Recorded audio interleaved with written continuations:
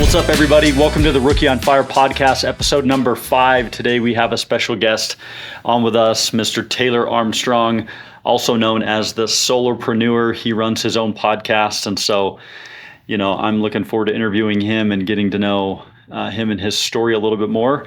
And so, as you know, we're going to talk with him about some of the things that he's done well or things that he could change going back to his rookie year in sales. So welcome to the podcast, Taylor. Wanted to start off by asking you, how did you get into sales or door-to-door sales? I don't know your history in business. Like, how did you make your journey all the way to door-to-door sales?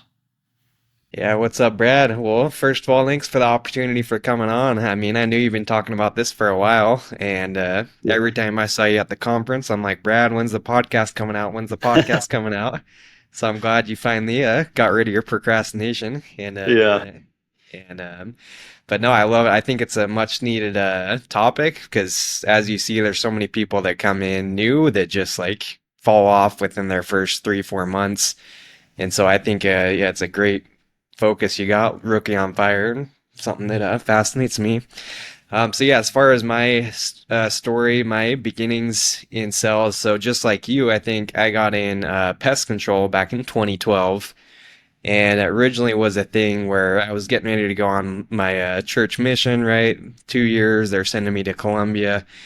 And at this point, I was like pretty shy kid. I hated like talking to adults, couldn't really look people in the eyes and everything. And so I was going to Southern Utah University, and there's these guys, classic like college campus recruiting. Yeah. Just saying, hey, if you come to the meeting, we're getting Domino's tonight. Come to the meeting, you get free Domino's. And I'm like, oh, I'm in. Anywhere there's free food, say less. So of course I show up, check out the meeting, and they just start talking about how these guys can go make 10, 20, 30,000 in a summer. And I'm like, man, that would be incredible. I've never made even 10,000 in a year up to this point. And then on top of that, they're saying, okay, you go knock on doors, you're talking to people. It's great. Like a lot of guys that get back from their missions doing everything. So I'm like, okay, I'm sold. I got to go do this and basically like practice for selling Jesus on this mission and make money while I'm doing it. So this is before your mission. Yeah. This is before. Oh my gosh. Okay. So yeah, I was 18 and went out, did my first summer of pest control with Aptiv. It was Altera at the time, so this is back before it was Aptiv. Yeah. And I mean, didn't make 10,000 my first summer, but did gain some valuable skills. And the funny part was that right after that summer, when I went on my church mission down in Colombia, like so many people were just wondering what this tall white kid was doing walking around the streets. So I never even had to knock a door. I probably knocked like 10 doors total in 2 years on my mission. Dang. So. Well, I know I served in Chile in South America. A lot of times you can just walk around like the plaza of the city or like, and there's just so many street contacts. There's so many people to talk to out and about. Exactly. Yeah. But dang, dude. So yeah, dude, the reason why you didn't make 10 grand is because Aptiv's pay scales back then and the contract values were like $200 $200. That's probably a part of it for sure. Man, I hear people now making like 50, 60, 70%. And it's like we were making, I think, 18% of the, rookie pay scale. Yeah, but, dude, that's... Also, I didn't sell that many, but yeah. Yeah. Well, dude, so that's cool. So you went pre-mission, and obviously for guys that aren't in the LDS faith, they have no mission or concept of it really in their path. But so you went before. So take me back to those early days of. So how many did you do? How many accounts did you end up doing that first summer? That summer, I think I did just over 100 because I remember that was like.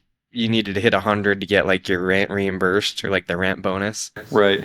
But then of course I had like, 20 cancel or 10, 20 cancel, and then it dipped me below 100. Yeah. So then I didn't get it taken out. Strips out your rent and everything else. And all of a sudden you owe them money. So let's go back to those early days, the rookie season. And that's kind of the purpose of this podcast is to ask our guests, like, what are those one or two things that you would do differently if you could go back? And then we'll talk about some of the things that you felt like you did well.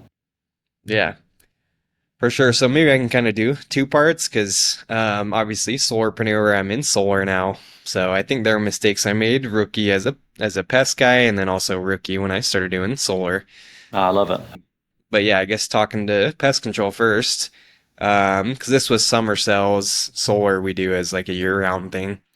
But I think a big mistake I made just as a rookie in pest control is I had a couple family vacations planned, and that was like before I signed up to do pest control. I'm like, okay, I'll do this for the summer as long as I can like, leave these dates, and they're kind of like, okay, fine, whatever.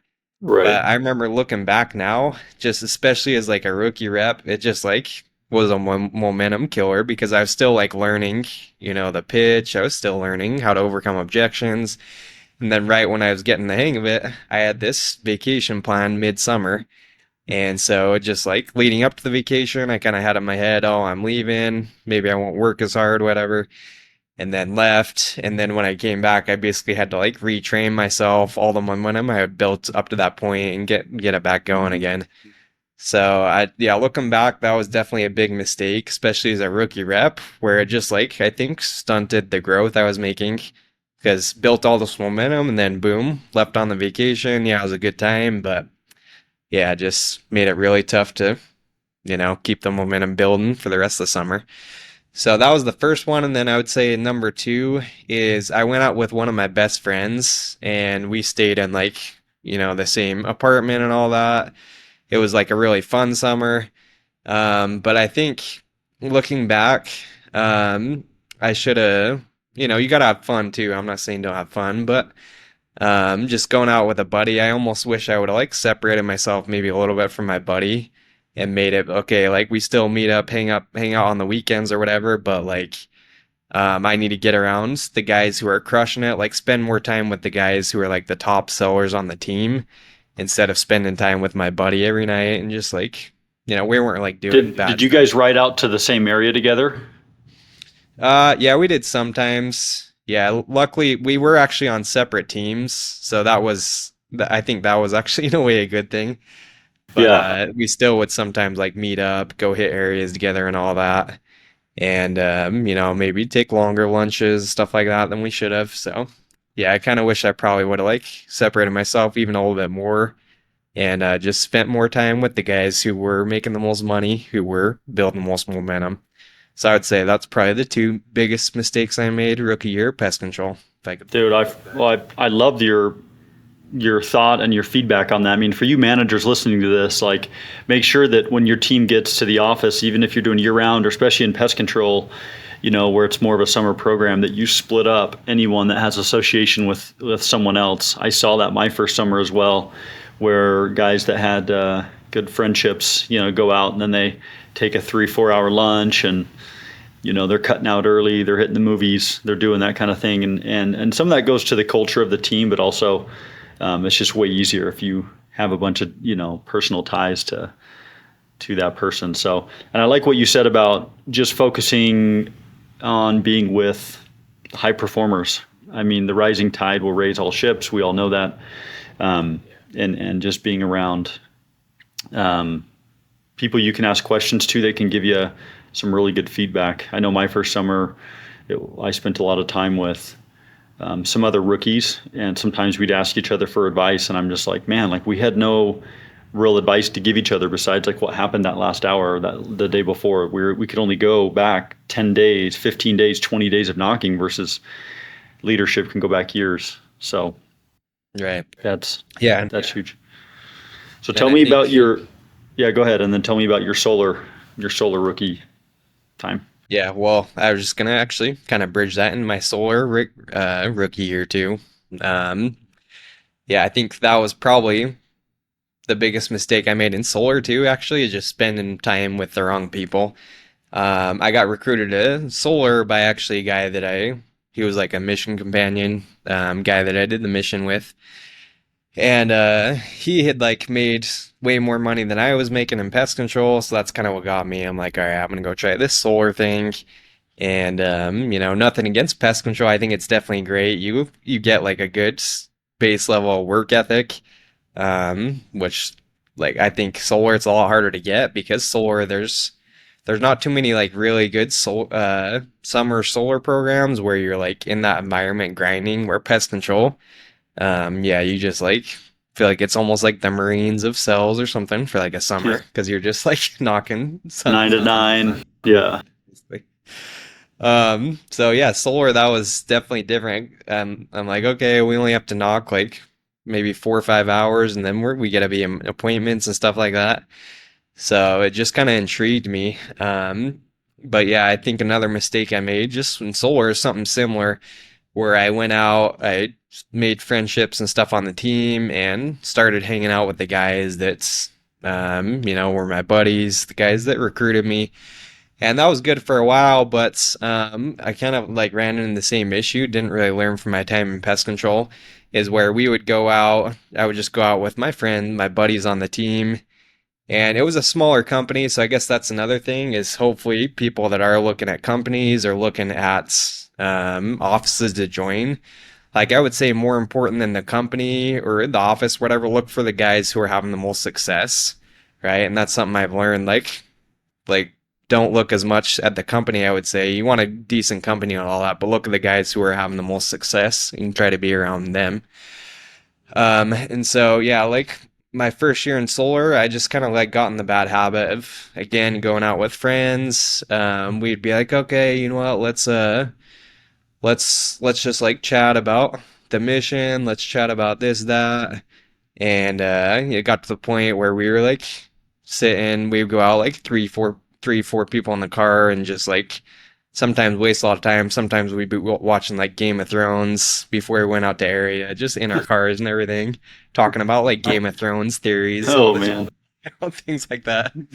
And so it was fun, don't get me wrong, but yeah, it just came back to the same issue. Like I think it got to be a little bit of a problem where we were just like focusing too much on the fun. I wasn't around the right people, and I think I could have grown a lot more if I would have been in like an office where guys were really crushing it or trying to spend time with those guys that were having a lot more success than I was.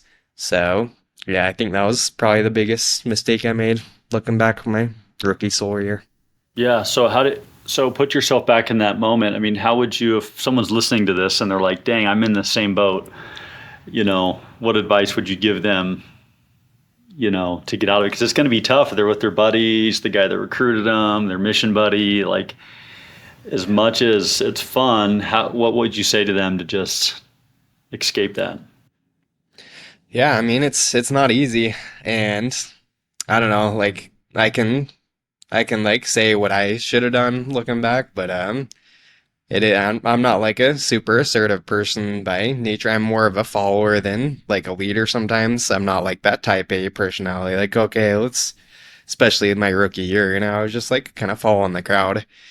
So I think especially for guys who are kind of more like me, who are more maybe followers, especially when you're new, then yeah, you just kind of, I would say just rip the band-aid off, just like, go switch it up, get around people if you can't get around people that are high producers or producing at a high level, then I would say just get around maybe people that aren't your friends. Maybe go and switch your car group to people that you're not like buddy buddy with because, okay, at least you're probably not going to be sitting in the car for an hour just like talking about stuff like before you hit the doors.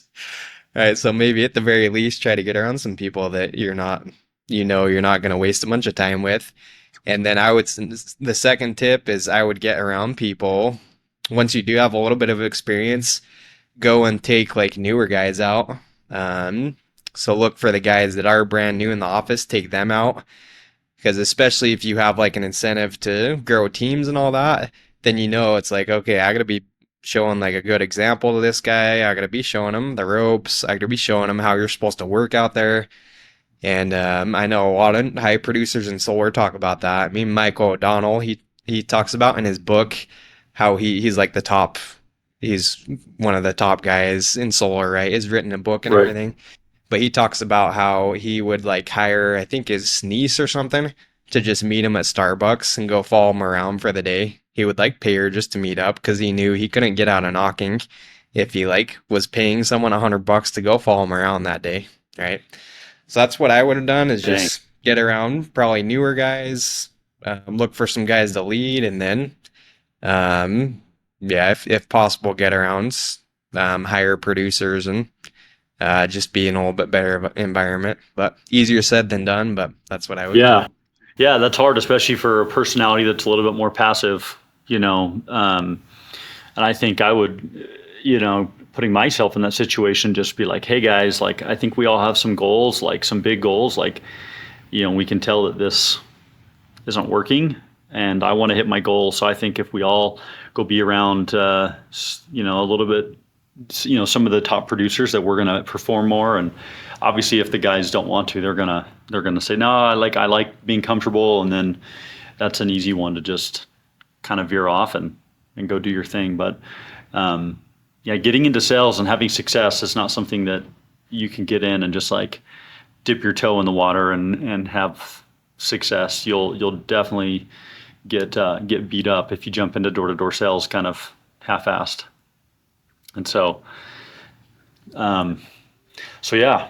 Well, dude, that's I appreciate you jumping on and sharing with us and all the listeners this feedback, because as much as these podcasts are short and sweet, that's the whole goal, is to give that real raw feedback and not be super long-winded about just a bunch of different topics, but be very, very assertive about what you would do differently. And that advice is so raw and real.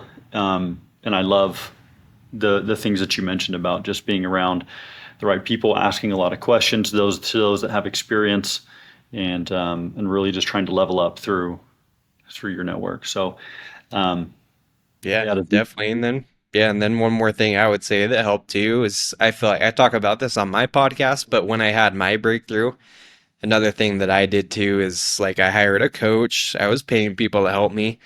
And like once I started paying someone to help me, I no longer struggled with um like hanging out with the loser reps or whatever. Not that my friends were losers or anything, but like when I'm putting money on the line, when I'm like paying for coaching, at the time it was a lot of money for me too. It's like okay, I'm gonna go do what this guy says. I'm gonna like go all out because um like I don't want to just be throwing money down the drain and then not implementing what my coach was saying. So that's when I had a big breakthrough is like I decided to burn the bridges, hire a coach. I had like some this is kind of a long story, but had my parents were basically begging me to go back to college, go get a real job and everything.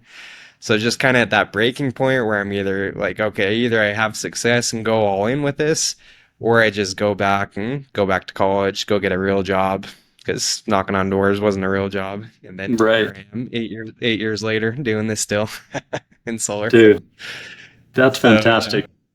yeah. So So I think so. yeah, Yeah, so maybe paying that for a was coach and going all in is a real hack. yeah, yeah, Love it. definitely. And then Yeah. invest in stuff like rep card. Invest in the tools, invest in yourself to get better. That's gonna like yeah, force you to implement probably more than people that aren't investing in themselves and in their development for sure. Yeah. Yeah, for sure. It's funny. Quick, the one thing that comes to my mind when you say invest, like my son plays competitive baseball and he has every gadget in the book.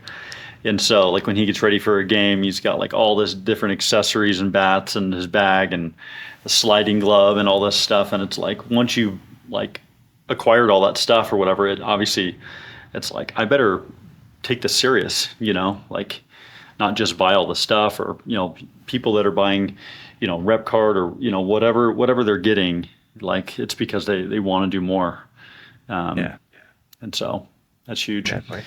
Well, sweet dude, thanks for hopping on. We're gonna wrap this thing up. And so um, if you guys want to reach out to Taylor, I mean, how would they reach out to you and get in contact with you? Yeah, for sure. Thanks, Brad. I would say follow the podcast. We're on Instagram at Solarpreneur Podcast, and then at Taylor J. Armstrong is the Instagram. And then we've got some guides on there if people want some, more tips just starting out. So go click our link in the bio. You're gonna be able to get access to those. And yeah, shoot me a DM. Happy to help however I can. So thanks again for letting me come on the show today, Brad. I'm excited to see the future episodes you got coming up. I know you're going to be Yeah, dude. dropping some heat, so everyone Let's get be it. sure to subscribe. Keep tuning in. Yes. Hey, thanks, Taylor. I appreciate it again. As he mentioned, if you want some more additional help or advice, our guests are always open to helping out and to helping out those rookie reps, or even people that are experienced that just want some reminders to do better. So that's it for the Rookie on Fire podcast, and we'll see you on the next episode. Peace.